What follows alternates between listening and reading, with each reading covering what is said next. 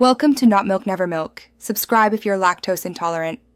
In this video, I will explain how to use an easy-touch insulin syringe. First, gather your supplies: an easy-touch insulin syringe, your prescribed insulin, and an alcohol swab. It's crucial to always check the insulin's expiration date and ensure the liquid is clear, not cloudy. Before you do anything else, wash your hands thoroughly with soap and water.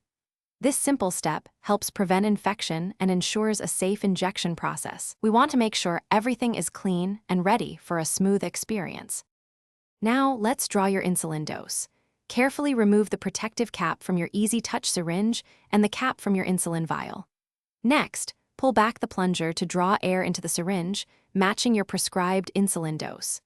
Insert the needle into the rubber stopper of the insulin vial and push the air in.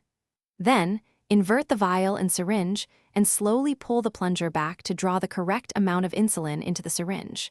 Double-check for any air bubbles. Choosing the right injection site is important for comfort and absorption.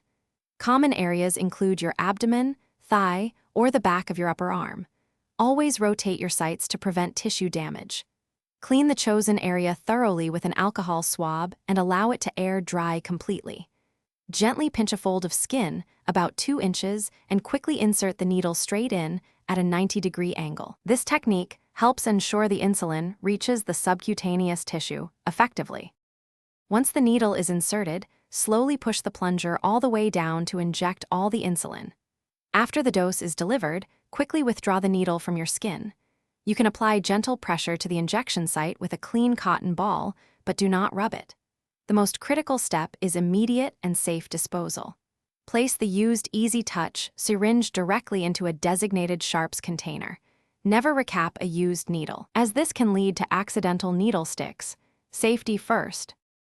Thanks for watching. If this was helpful, leave a like and consider subscribing. See you next time.